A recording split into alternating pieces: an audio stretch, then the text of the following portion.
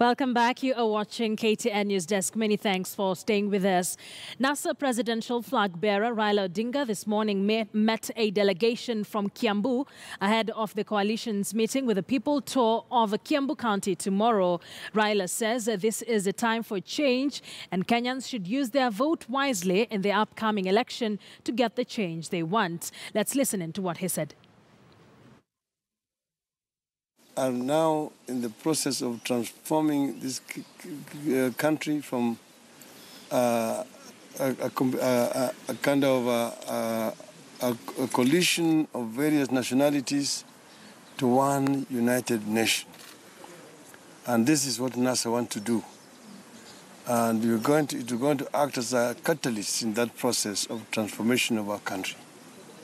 So we, therefore, want to put our opponents on notice that the time for change has come. And there's nothing as powerful as an idea whose time has come.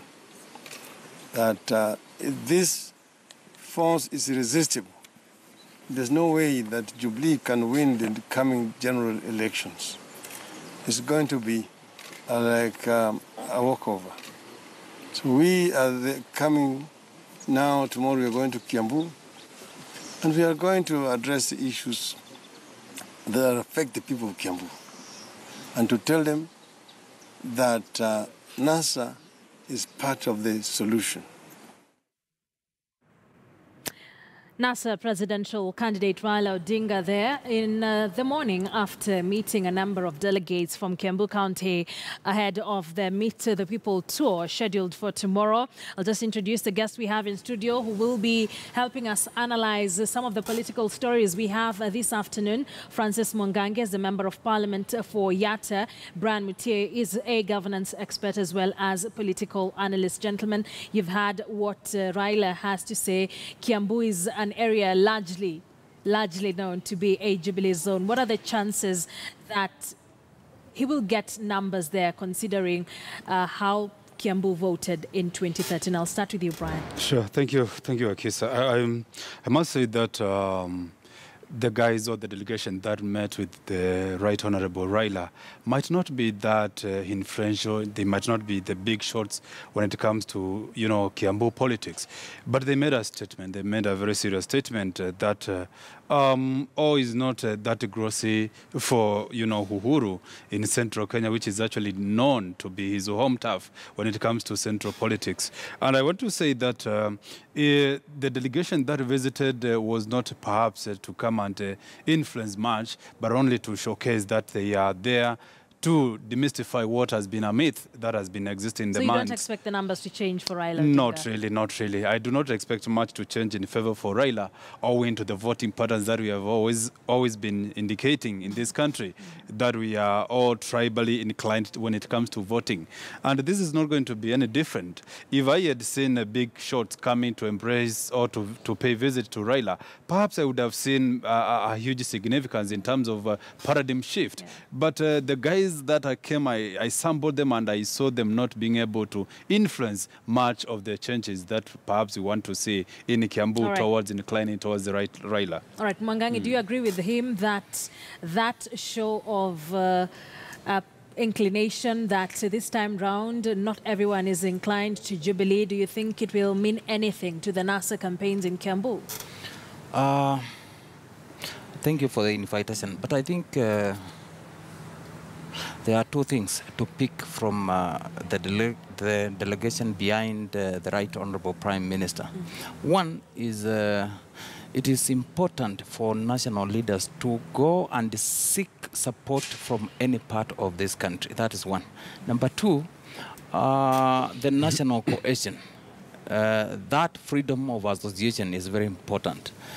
But I have some issues when it comes to that team and what the Prime Minister said. The issue of NASA being part of the solution. Thank you, and it is a good statement. However, I really don't see him achieving much as far as those transforming his trip to Kiambu to forts, and forts going to NASA basket. That one I don't see. Do you think this is majorly because of the tribal inclinations and the tribal voting patterns? Remember this country, we know, and from the experience, the African politics is about communities. Now, you know, Kiambu is producing a candidate and a sitting president. You know, another important point is from the past, we have seen the areas who have produced a president, they tend to hold on that presidency. So I'm not saying, but for the country, it is good, because I expect President Uhuru Kenyatta to also campaign vigorously in Luo Nyanza, not Nyanza, but in Kulia or Kisi, but also in Luo Nyanza. That one is very important because it will increase national cohesion.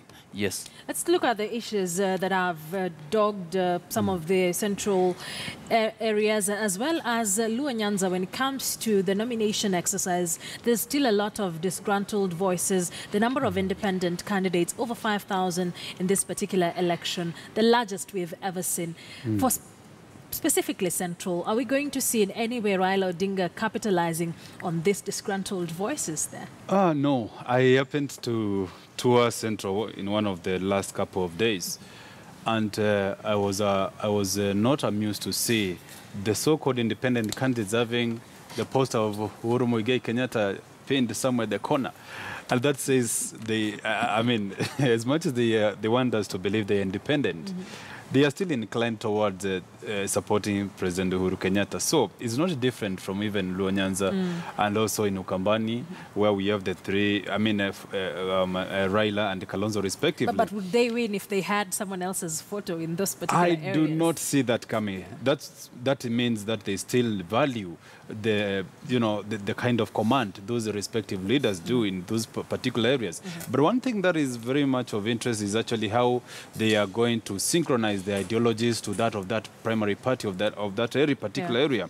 It's not easy, because while you want to be known to be an independent candidate, your ideologies, what you believe in, what you do stand for, should be very different to what that particular party actually provides. Otherwise, if you still believe in that party manifesto, policy and all that, then you still need to belong to that party. But if you belong in something different, then you need to detach yourself completely from that political party manifesto and inclinations. But having said that, I think they are also going to tilt the scales a little bit at the lower levels, from maybe governorship, senatorial, women rep, or below.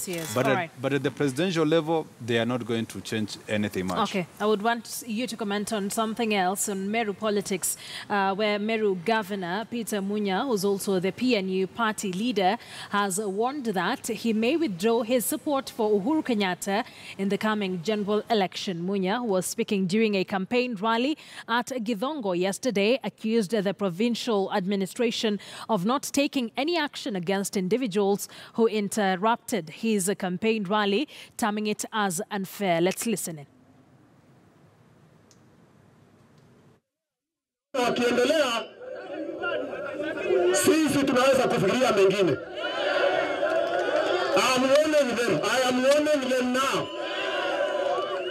If they continue with this business of using state functionaries to harass my people in Meru and disrupt my meetings, I will rethink my stand on this politics. We are giving them a notice, because enough is enough. I am tired of being followed by administrators, being harassed every day, my youth being arrested for nothing. When my meetings are being disrupted, nobody is arrested. Your thoughts? Any cause for worry for Jubilee? No, because if you remember, PNU is not a part of the political organizations that are supporting the re-election of President Uhuru Kenyatta. He is supporting his re-election. No, he himself, he has said so. But in terms of, let me take you back. During the launch of Jubilee Party, there were other political entities we saw. There was the Chaf, the NAC Kenya, the Kano. Yes. So we did not see PNU. We did not see Governor Munya. So in this case, equally, I've not heard anyone at the top of Jubilee Party or even NASA seek the support of Munya and PNU. I've not heard. So I don't know where it is coming. But there is a point he is bringing out, which is very important. And this is, we need maturity when it comes to our campaigns. We need to respect other leaders if we want to be respected. There is no need of using the system or the government apparatus to frustrate somebody. I think they leave Governor Munya alone, and the people will sort him out. Either re-elect him or reject him at the ballot day. Now, there is also another point. It is high time as a country we seek and respect democratic principles. This is very important. Why am I saying this? Why would somebody take it upon himself to frustrate another candidate? Why don't you go sell your policies and allow the other one to come in and sell his or her policies? That's very important. And what is befalling of Meru Governor is also what is befalling most of the women candidates in this country. They are facing a lot of disruptions from maybe well-to-be male counterparts, which I think it's uncalled for. We need to respect one another, and we compete through ideas, not through muscles or financial well-being. All right. Yeah. Brian, Maybe I have a take on that. Right. I think, first of all, it's unfortunate that Munya is going through what he's going. Having been on record that he's actually supporting the candidates of President Uhuru Kenyatta. And he feels that he has sacrificed a lot. He has given Jubilee a lot in terms of support, in terms of a conducive environment where they could sell their ideas and their ideologies and all that, and enduring to the people at the same time. But what he got to me was unfortunate that he had to say what he had to say. But again, that has a lot of implications, politically speaking, for him, because, you know, Meru, being part of the larger Mount Kenya region, of course, is always inclined towards the government of the day, especially when it comes to voting patterns. They always vote together with the Kikuyus and the Embus through the Ngema sort of fraternity. But him now dislodging himself in terms of his support, then threatening to dislodge himself. If he dares do that, I think he's going to see the end of his his road will be, he'll be hitting a dead road, because the Merian, the larger Meru, fraternity is willing to work with the Jubilee, and they feel that their interests are fully catered. Right. Anybody who bolts out of that will do it at his own peril. All right, Brian, we'll get to that. You mentioned something on women in politics. We're getting into that. There's a report that was released in Kisumu on the challenges women are facing in this particular campaign period. But let's get into Ukambani politics. President Uhuru Kenyatta and his deputy William Ruto were in Kitui last week.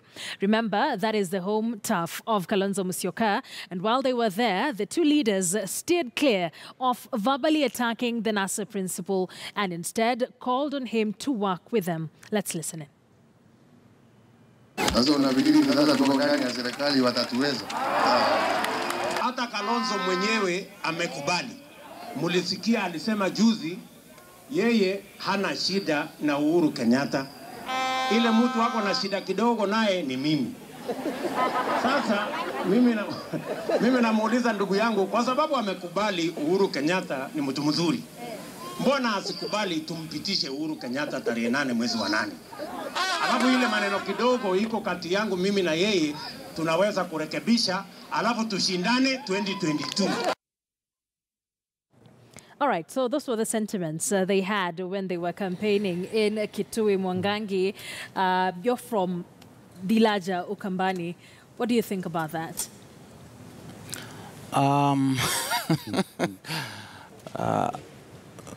Let me tell you something, and our viewers. Ukambani is right, and NASA. They will vote for NASA come that time. That is something I want to give an assurance. Could that be the reason why the Deputy President is seemingly soft on the verbal attacks we've seen from all the other counties? Yes. And something else. You know, I want to remind viewers of the G7, where Kalonzo Musyoka, Uhuru Kenyatta, William Ruto, among others, formed that G7. So these are people who know each other well, politically and otherwise. So I think it was also another strategy of wooing to them the Kalonzo followers by not attacking him, by instead inviting him to work together. In fact, I remember I read in a section of media, the president went as far as saying, Kalonzo, come we work together. And then thereafter, 2022, you work with my deputy. That in itself is another way of giving hope to the region and the followers of the Kalonzo in that particular region. Will that strategy work? No. No. I tell you a big no. Somebody will tell you otherwise, but I will tell you a very big no. Brian looks like he wants to say otherwise. Yes, I think let's appreciate that Jubilee is not in Ukambani to have the majority share when it comes to voting, but they are there to maybe have a piece of it.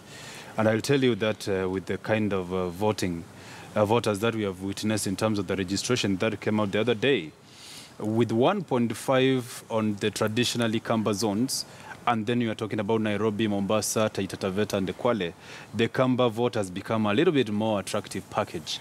And Jubilee has seen the numbers are looking a little bit sumptuous, what they're salivating for, and that's why they are having some kind of, endearing mission to the people of Ukambani.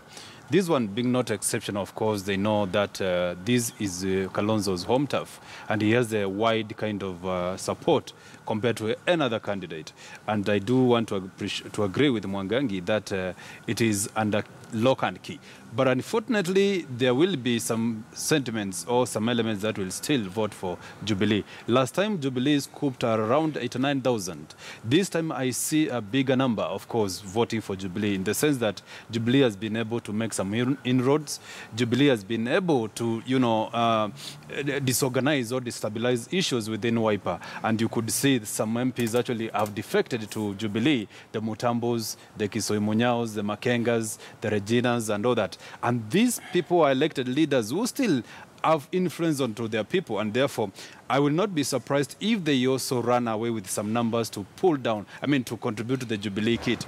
And therefore, Mwangangi should not be that confident that NASA will achieve 100% in terms of vote harvesting, but they'll still have at least 10 to 15% will contribute towards Jubilee basket. But again, let's say that it has also something to do with 2022. Of course, in politics, we say there are no permanent enemies. Kalonzo, Ruto, and Raila, and Uhuru, as he has rightly put, were part of the G7, and they were striving to have a unified approach towards clinching the presidency. That never happened because of vested interests from the parties. But again, we are looking at a picture where Kikuyus will not to be part of the equation come 2022. So Ruto is looking at a situation where he would want to have a running mate from Ukambani, and he is actually trying to woo Kalonzo in one way or the other. And if Kalonzo fails to fit in that bill, Mutua of Mandeleo Chapchap is also there. So this is 2022 politics. This is all about 2022 actually in play. And I do it working very well for Ruto if he's able to endear himself through the Jubilee sort of platform where he can do more development to the Kamba people. There's the Dwake Dam. He has been on record that that is one of the Jubilee flagship projects. There's also the standard railway gauge, which is actually 3/4 passing through Ukambani, all the way from Mombasa, Nairobi, which is Mololongo, all the way to Mariakani. Francis, and let's say something about it. Before we get to something else. Certainly not. The bit of succession politics, that one I agree with him. But the issue of Kalonzo being running mate to Ruto come 2022, that is far-fetched. What we are concentrating on is to have Raila president later next month. What the country and the Jubilee fraternity are also concerned and committed to is to see President Uhuru Kenyatta continue after the next election. So in this case, I think the statements made by the president and his deputy in Ukambani, it was just meant to woo the Kamba community to their side. Hope. Yes, and at least the bridge that they are about to cross, to make sure they get a few of them to cross together. All right. Now, the last point is, he has mentioned some leaders, and I can assure you, I come from that region. I've come from there this morning, and I can tell you for sure, let's differentiate. Differentiate. You know, we have seen politics of envelopes.